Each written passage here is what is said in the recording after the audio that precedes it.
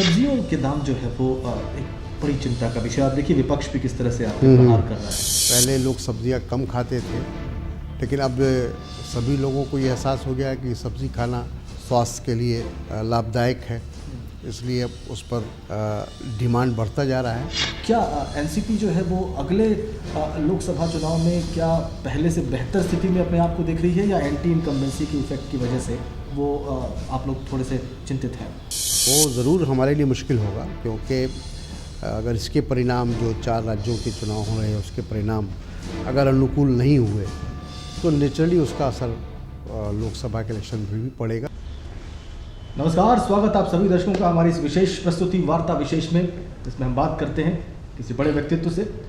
आज हमारे साथ हैं केंद्रीय कृषि राज्य मंत्री और खाद्य प्रसंस्करण राज्य मंत्री तारिक अनवर साहब, एनसीपी के महासचिव भी हैं। बहुत स्वागत आपका। Thank you.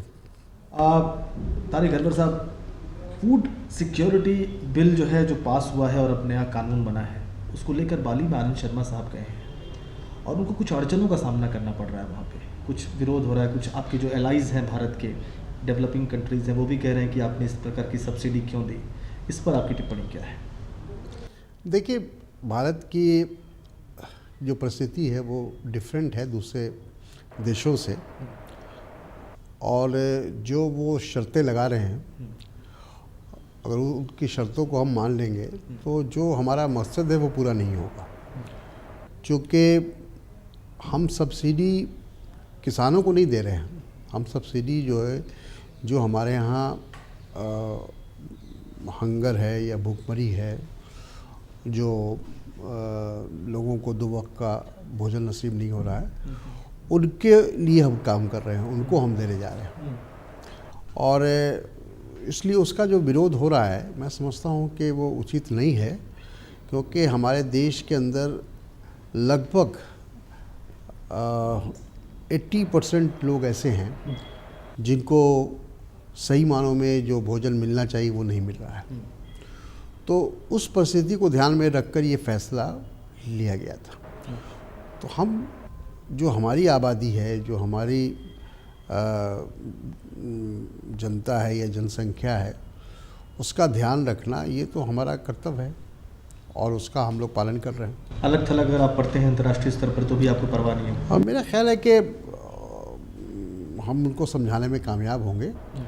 कुछ हो सकता है कि गलतफहमी हो उनको कि हम अपने किसानों को दे रहे हैं और उसकी वजह से जो अंतर्राष्ट्रीय मार्केट है उसको वो बिगड़ सकता है और अंतर्राष्ट्रीय बाज़ार में भाव नीचे जा सकता है। ये सब वो सोच रहे होंगे। लेकिन मेरा ख्याल है कि आनंद शर्मा जी गए हैं, वो पूरे तैयारी से गए हैं और अपनी बात को बहुत मजबूती से उन्होंने रखा है, और मैं समझता हूँ कि कामयाब होकर ही लौटेंगे, ऐसा हम उम्मीद करते हैं। चलिए, अपेक्षा हम लोग भी यही कर रहे हैं। लेकिन सब्जियों के दाम जो है वो एक बड़ी चिंता का विषय। आप देखिए विपक्ष भी किस तरह से आपको प्रहार कर रहा है। तो ऐसा क्या है कि 2-3 महीनों से इतना विक्षोभ देखने को मिला, इतना टर्बुलेंस देखने को मिला सब्जियों के दामों में? देखिए, उसके कई कारण हैं। मुख्य कारण तो ये है कि जो हमारा डिस्ट्रीब्यूशन सिस्टम है वो संतोषजनक नहीं है। उस पर कुछ लोगों की मोनोपोली है, उस मोनोपोली को ख़त्म करने की आवश्यकता है। और दूसरा ये है कि डिमांड भी हमारे यहाँ बढ़ा है। पहले लोग सब्जियां कम खाते थे, लेकिन अब सभी लोगों को ये एहसास हो गया कि सब्ज़ी खाना स्वास्थ्य के लिए लाभदायक है, इसलिए अब उस पर डिमांड बढ़ता जा रहा है। हमारी पैदावार कम हुई ऐसी बात नहीं है, कोई शॉर्टेज हुआ हो ये भी नहीं है। ये ज़रूर हुआ है कि इस बार का जो मानसून था वो थोड़ा लंबा हुआ था, देर से हुआ था, लंबा हुआ था। तो जब महंगाई तभी बढ़ती है जब डिमांड बढ़ता है और चीज़ों की कमी होती है। तो कुछ तो जो बिचौलिए लोग होते हैं, मिडिल मैन होते हैं, जिसको हम कहते हैं, जो बीच का फ़ायदा उठाने की कोशिश करते हैं, लाभ उठाने की कोशिश करते हैं, ख़ासकर ऐसी परिस्थिति बनाने की कोशिश करते हैं जिससे क्राइसिस पैदा हो, शॉर्टेज हो, मांग और बढ़े, डिमांड और बढ़े। लेकिन कुछ राज्यों ने उस पर एक्शन लिया है। आप मुझे किसानों की आत्महत्या के विषय में समझाएंगे, आखिर क्या ऐसा है कि पिछले कुछ वर्षों में विदर्भ हुआ, महाराष्ट्र का, आंध्र प्रदेश हुआ, या देश के कुछ और हिस्से हुए, उड़ीसा हुआ, यहाँ से इतनी ज़्यादा किसानों की आत्महत्याओं की खबरें हैं? देखिए, आत्महत्या तो हर सेक्शन में होता है। जो मतलब ये नहीं कह सकते आप कि सिर्फ किसान ही आत्महत्या करते हैं। चूँकि डिस्ट्रेस जब होता है, चाहे वो किसी भी आप प्रोफेशन में हो, तो लोग जिसको कहते हैं मायूसी के शिकार जो हो जाते हैं, वो मतलब इस तरह का फैसला लेते हैं या इस तरह की। लेकिन वो मायूसी किसानों हाँ, किसानों में इसलिए ज़्यादा है कि हमारे देश में किसानों की आबादी ज़्यादा है। लगभग 70% जो है हमारे देश की जो आबादी है वो पूरी तरह से कृषि पर निर्भर है। किसानों का प्रॉब्लम ये है कि किसानों की जो फसल है वो ज़्यादातर जो हमारे यहाँ है 70 से ज़्यादा हम कह सकते हैं कि उनको सिंचाई की कोई व्यवस्था नहीं है, और वो पूरी तरह निर्भर करते हैं नेचर पर, प्रकृति पर। अगर बारिश समय पे हो गई तो उनको अच्छी फसल मिल जाती है, नहीं हुई और कहीं सूखा पड़ गया या कहीं बर्फबारी हो गई या कहीं बाढ़ आ गया, किसी भी प्राकृतिक प्रकोप का अगर शिकार होती तो उनका फसल मारा जाता है। वो लोन लेते हैं। ज़्यादातर जो छोटे किसान होते हैं वो बैंक नहीं जाते हैं, वो ले लेते हैं महाजनों से, और महाजन जिसको कहते हैं कि मुंह मांगा उनसे इंटरेस्ट लेते हैं, सूद लेते हैं।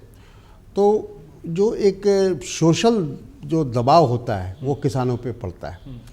अब जिससे उन्होंने कर्जा लिया वो बार बार कर्ज वापसी की बात करता है, दबाव करने की बात करता है, उसके गुंडे उनके घरों पर जाते हैं, उनको परेशान करते हैं।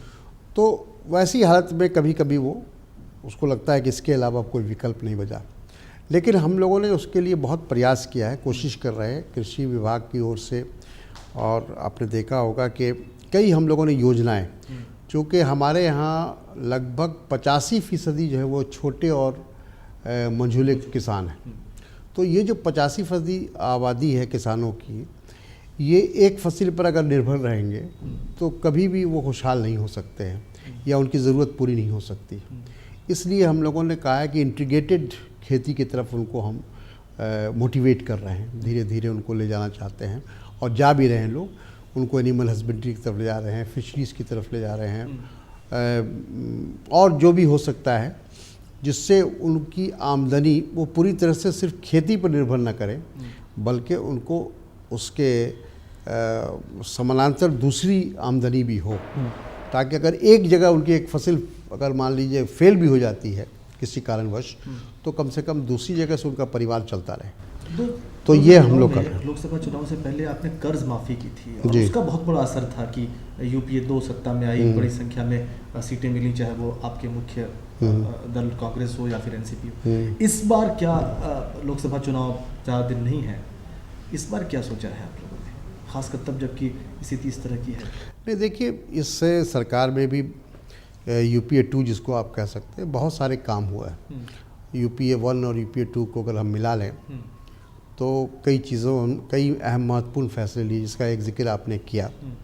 उसके साथ साथ हमने किसानों को बहुत सारा इंसेंटिव दिया है, और उनको हम हर तरह से उनको अपने पैर पर खड़े करने की कोशिश कर रहे हैं, क्योंकि हम लोग का ये मानना है कि अगर लोगों का ये विश्वास ख़त्म हो जाएगा कि हम खेती से हमारा पेट भर सकता है या अपने परिवार का पालन पोषण कर सकते हैं, तो लोग फिर दूसरी तरफ जाएंगे, लोग के धीरे धीरे कृषि से अलग होने लगे। तो ये हमारे देश के लिए और हमारे फूड सिक्योरिटी के लिए अच्छा नहीं।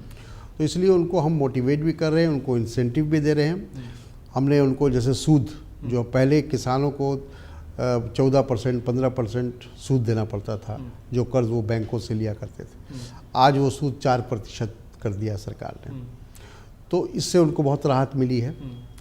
फिर उसी तरह से हमारी कोशिश है कि उनकी जो फसलें बर्बाद होती हैं, ख़ास के जैसे कोल्ड स्टोरेज नहीं है, कोल्ड चेन हमारे यहाँ उसकी कमी है, इंफ्रास्ट्रक्चर की कमी है, इस ट्रांसपोर्टेशन की कमी है, इन सब चीज़ों को हम इम्प्रूव कर रहे हैं। और उसकी तरफ हम जो पीपी मॉडल है उसके तहत हम उसको एक्सपेंड कर रहे हैं, बढ़ा रहे हैं, उसका विस्तार कर रहे हैं। तारिक अनवर साहब, ग्रोथ जो है देश की आर्थिक जो प्रगति है वो पिछले 2 वर्षों में खासी प्रभावित हुई है।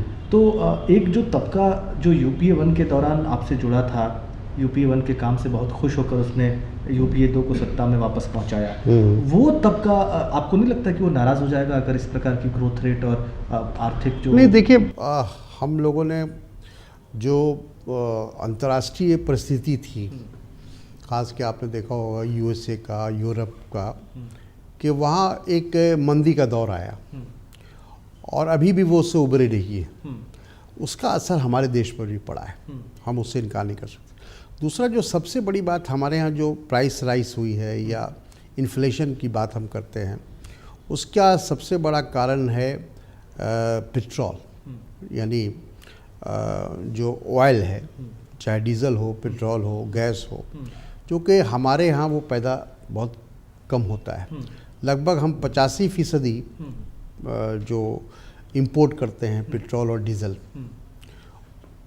तो जैसे ही अंतर्राष्ट्रीय मार्केट में उसकी कीमत बढ़ती है, उसका असर हमारे अर्थव्यवस्था पर पड़ने लगा। हाँ, तो उसका संतुलन करना हमारे लिए बहुत मुश्किल है, क्योंकि हज़ारों करोड़ की बात है, वो कोई छोटी मोटी रकम तो है नहीं।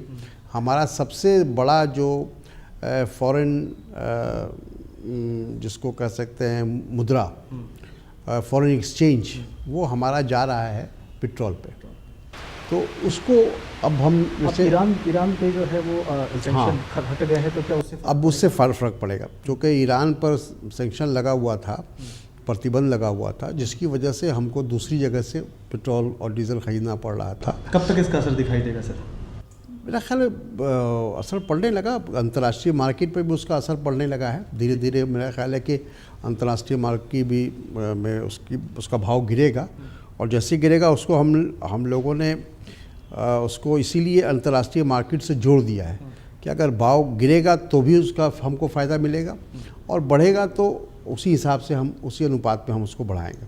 चलिए, तारिक अनवर साहब से हमारी बातचीत जारी है। तारिक अनवर साहब से हम ब्रेक के बाद ये जानेंगे कि चुनाव परिणामों को वो किस प्रकार से देखेंगे, अगर विधानसभा के चुनाव परिणाम जो आएंगे उसको, और उनकी तैयारी क्या है, खुद की भी, पार्टी की भी और यूपीए की भी, अगले लोकसभा चुनाव में जाने की, इस छोटे से ब्रेक के बाद। क्या एनसीपी जो है वो अगले लोकसभा चुनाव में क्या पहले से बेहतर स्थिति में अपने आप को देख रही है, या एंटी इनकम्बेंसी के इफेक्ट की वजह से वो आप लोग थोड़े से चिंतित हैं? वो ज़रूर हमारे लिए मुश्किल होगा, क्योंकि अगर इसके परिणाम जो 4 राज्यों के चुनाव हो रहे हैं उसके परिणाम अगर अनुकूल नहीं हुए तो नेचुरली उसका असर लोकसभा के इलेक्शन में भी पड़ेगा।